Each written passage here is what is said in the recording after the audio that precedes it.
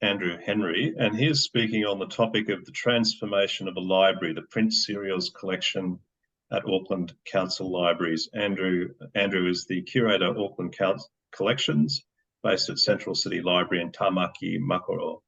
I'll hand over to Andrew. Thank you.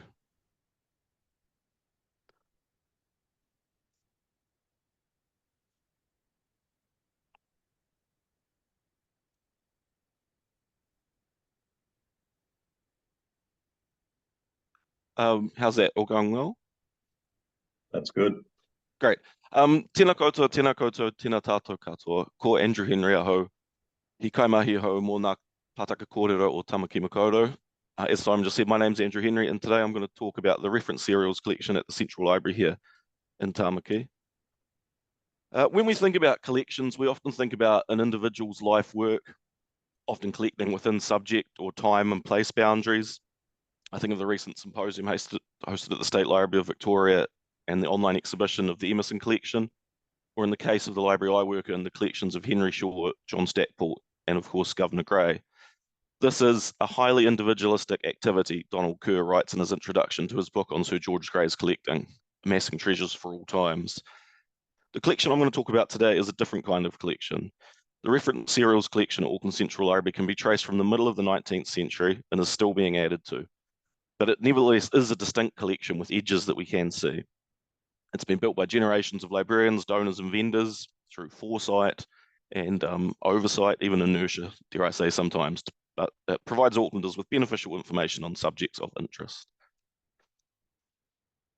So the Central Library in Tamaki Makaurau has been supplying serials since its inception and its previous iterations, but a review of the reference serials format hadn't been completed for 2 decades. Some runs stretch back to the 19th century, and they took up a third of the space in the basement, over 4 linear kilometres in total. This quote is from a paper our colleagues produced calling for this review, and it states, "These are not a collection as such, beyond sharing the same format, as their purpose has not been identified. They've been added to in an ad hoc way over many decades." After spending time with it over the past 4 years, I would like to make the argument that it certainly is a collection. So today I'm going to look at the history of this collection, where it sits within the library, and some characteristics of the collection. The genesis of this paper came about from a project that we've been working on. Combined with this year's theme, transformation, seemed a good opportunity to talk about this. The transformation to which I refer to in the title of the paper is the recent assessment or weeding project, which saw the number of titles weeded from over 10,000 down by roughly a third. This, firstly, a bit of the history of the collection. This is the Auckland Mechanics Institute. In 2005 paper in Australasian Public Libraries and Information Services, David Veron writes that the nearly 100 mechanic institutes here in Aotearoa, New Zealand had a significant impact on cultural life and were also an important stepping stones to the formation of public libraries. In 1879, the Auckland Free Public Library Aid Act essentially merged the libraries of the Auckland Provincial Council and the Mechanics Institute to form a public library in the city, or town as it was then. The page on the right of the slide is from the 1871 catalogue of the Mechanics Institute Library. The periodical literature section is relevant. This was a London magazine called The Builder, an illustrated weekly magazine for the architect, engineer, archaeologist, constructor, and artist. We have bound volumes for 1856 and 1860, and then further copies from 1881. In 1966, the magazine was renamed Building, and we still received copies right up until 2006. We no longer subscribe, but it is still being published. What's relevant here is that the 1856 and 1860 copies came to us from the Mechanics Institute Library. The binding was original to the Mechanics Institute. As you can see, when the rubber stamp was applied to the freshly bound volume, it bled through to the page on the other side. I believe this stamp tells us that these bound issues of The Builder are amongst the taonga that have been cared for for the longest by previous iterations about public institutions here in Tamaki. I think this is noteworthy. So then a big thing happened to the public library here in 1887. If you'll compare this rather grand building to the much more modest Mechanics Institute a few slides back, one of the stipulations that Governor Gray made was that his book collection was going to be donated to the city, was the construction of such a building to house the taonga. So as well as the Gray collection, when the new library opened, the building also held a periodical collection. This is the catalogue of magazines, periodicals, newspapers, and annual publications supplied to the reading room. This page is taken from the general catalogue of the Free Public Library, dated 1888, so just a year after it opened in that new building. Like with the 1871 Mechanics Institute catalogue, we can identify a few of the titles that continue to be collected in print format some 136 years later. Scientific American and Nature, for example. And also some of the titles that we hold huge runs of until they ceased, like Punch and Blackwood's magazine. All these titles were in the 1871 Mechanics Institute catalogue too. So the point of showing these catalogues is to show that there are multiple periodicals that have been consistently collected and provided for Aucklanders to read for more than a century and a half. This seems to imply a purpose to me. Now I'd like to talk about some of the characteristics of the collection and its place in the library, both intellectually and physically. Excuse me. So it's a closed stack reference collection. There was a time when issues would be publicly displayed and then moved down to the basement. But now it's, reliant on the catalogue, librarians or people who know that it's there. New Zealand Pacific and non-New Zealand titles are not differentiated, which is different to how these materials are treated in other parts of our library and in other libraries in the country. Everything is in subject ordered in Dewey from the 000s to the 900s. The only exception physically is some of the outsized titles, broadsheets like the New Zealand Baptist and the People's Voice, and other large format titles like the New Zealand Farmer. As you can see, a big issue is that it's held in the main library basement without any of the environmental protections you'd expect for heritage collections. Bear this in mind. I understand that this has mostly been from space reasons. Big serials runs take up a heap of room. But certainly I think in our library, the monographs have been privileged over serials in terms of quality storage, cataloguing, and collection management. But perhaps that speaks to a wider phenomenon. In the Broad View Introduction to Book History, Michelle Levy and Tom Mole write that the scholars of periodicals have a justifiable complaint against the conceptual gluttony of the book in book history. With a collection this large, I don't really think there's a such thing as representative examples, so I've picked a couple of 20th century examples to help illustrate it. You may think 10,000 titles would be fairly comprehensive. However, as I said, there are definite edges to the collection. It's made up overwhelmingly of English language titles, with the caveat that Te Reo Māori serials are held in a separate part of the library. And it stays well away from popular items. A couple of characteristics that are important in growing, then ending up how it was, is precisely is a collection of serials and not monographs, and the fact that it is reference and not lending. As my colleague wrote in that report, the collection has also been added to on an ad hoc basis for many years. One manifestation of this is that it's not an contemporaneously collected collection. There are numerous runs that have been acquired as runs of serials long after their publication. You can see the library stamp 28 September 1972 here on the cover of the April 1944 issue of the American Time Life business publication Fortune. I chose this example because it stands out as kind of an incredible piece of wartime propaganda. Given the wartime paper restrictions, this has really thick paper, color illustrations, a large amount of photographs. So the materiality of the object of the publication jumps out, as well as the disturbing propaganda. On this title, the lack of library stamps shows us that it wasn't acquired in February 1949. Another hint is Mr. Bolton written in pencil on the top cover of the New Zealand Sportsman. This is a fascinating title, and even more so as its sibling publication, the New Zealand Sportswoman.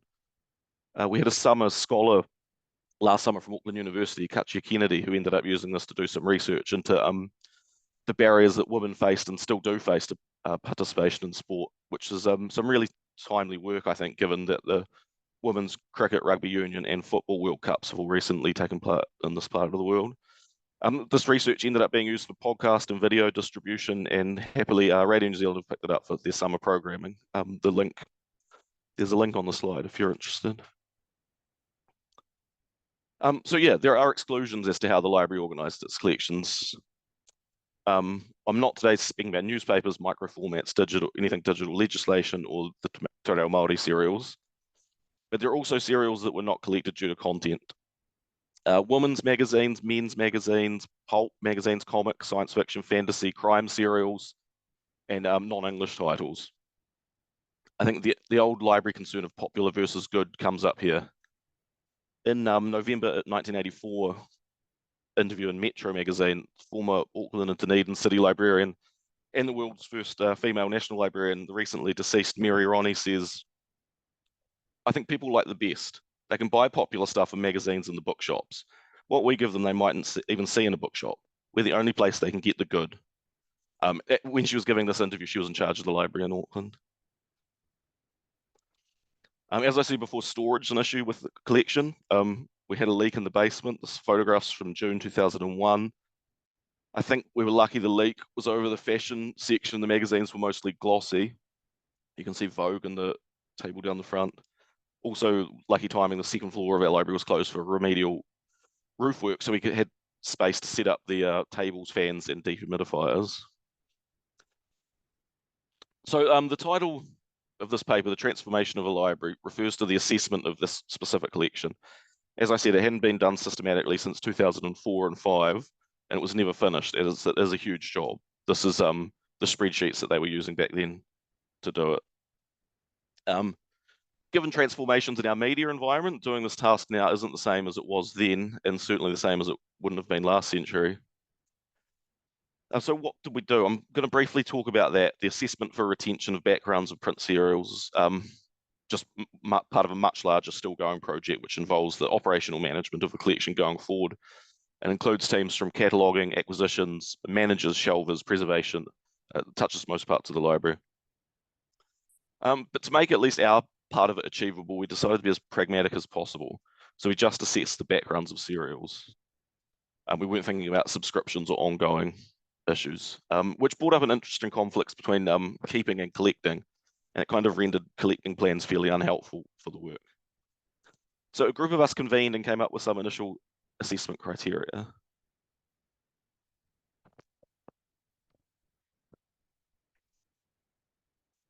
But then we actually started doing the work. Initially, we went down for 2 hours at a time. We soon found this unsustainable. The decision fatigue became overwhelming. After an hour of deciding whether to keep or chuck it, it was very difficult to care anymore, and the hard choices became impossible.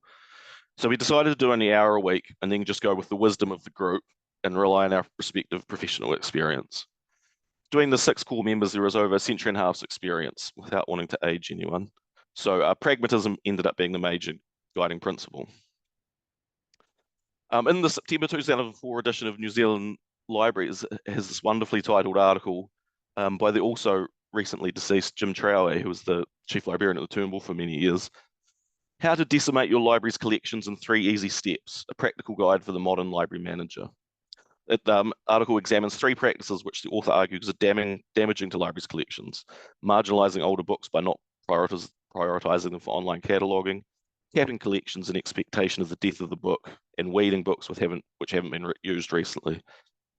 So my reason for bringing this up is that I believe many of the print serials survived so long is precisely because they couldn't have a report run saying when they were last used, as they were a reference collection. I mean, I think this is certainly a factor in the big 20th century runs. I suspect the older ones would have survived given their age. Another factor that we hadn't thought about in weeding is that it is emotional labour. It's not a good feeling deciding to throw out half a dozen wheelie bins worth of print material each week. I promise Clayton didn't look at us like this each week. This is a staged photograph. I noticed when I was watching the recent Getting to Know Your BSANZ webinar a few months back, each of the participants mentioned the love of books. This was certainly the case for our assessment group too. If any one member decided that we should keep something, we deferred to their point of view. But we got there in the end. From September 2019 to November 2022, we successfully assessed the over 10,000 titles for retention or disposal. So whilst the collection has shrunk by a huge amount, roughly a third, we can't give an exact number until cataloguing is completed. We're still adding new titles to it in 2023 and will continue to do so. So it's still an actively developed collection after more than a century and a half. This is another recent addition. There was some interesting dialogue happening online about how appropriate it is for libraries to hold titles like this, given attempts to sort of stop the misinformation. But this is where having a closed stack is a benefit. And I tended to think that many of these conspiracy type ideas were online manifestations, but this is a print journal published here in New Zealand. Looking inside it, it was founded directly out of 9/11 conspiracy theories. So these 2021 issues are numbers 65 and 66. Yeah, so why is this weeding and thus the reforming of this collection relevant? When you spend a number of years in a basement doing something, the mind tends to wonder as to the point of the task. For my part, I hope that I've convinced colleagues that it is in fact a collection in its own right. I think it has value precisely in being a print collection in this moment in time. Its format and its materiality are important, and it has value as documentary heritage, as in the content of the collection. Transformation is a timely topic for our conference. Digital technologies have been around for a long time now. We have a generation who've grown up with them, but newspapers are still being printed every day. I was lucky enough to be able to attend Rare Book School in Otipoti in January this year, and Tom Mole spoke to us about how he rejected the model of media supersession, in which print replaces manuscript and is now in turn being replaced by digital text. Those of us working with these materials know the different formats coexist, but it can be complicated to articulate how. Also, earlier this year, I was at a VUW, Victoria University Wellington alumni event, and the recent new Vice Chancellor, Professor Nick Smith, described our current time as intellectually disorienting. I think this applies just as much to running research and teaching institutions as it does to those of us in libraries supporting research, teaching, and learning. So the authors of this paper, titled The Rise of Periodical Studies, speak of the dazzling spectrum of periodicals available in the expanding digital repositories. I mean, you can see 2006, March 2006, this semi-utopian tone was common when talking about the internet in the early and mid-2000s. And no doubt, digitization has offered a methodological turn in how scholars do research in the humanities and massively increased access to books, serials, and newspapers that have been digitized. I think increasingly there is an awareness in librarianship that digitization means running servers and data centers that in turn use gas, water, land, electricity. So will there be a turn away from digitizing complete corpora or runs? At the very least, a fundamentally important question arises: what impact does data storage have on the environment, and is it sustainable? It was interesting listening to colleagues speak at the 21st birthday celebrations of Papers Past last year and say that only around an estimated of 5 to 10% of newspaper pages printed in the country are included on it. So will these concerns about sustainability bring researchers back into libraries, or will only what's online be studied? I think retaining print runs of serials is important. Another value of this collection is the content. It provides documentary heritage evidence of communities of interest, ethnicity. There were various sort of non-UK settler communities, a lot of content there. There was a huge variety of religions represented. There was a large amount of LGBT titles. This is but a small example. Some titles also function as evidence of the shifting print to digital world, the transforming media environment. There were printed lists of databases, of course, the TV and Radio Times, magazine called the Net Guide, Internet Guide. I mean, these are all interesting and reflect how these forms coexist. Writing about Aotearoa New Zealand periodicals in book and print in New Zealand, Clark Stiles said both that they conceivably all be used for research and that the scope of further research is immense.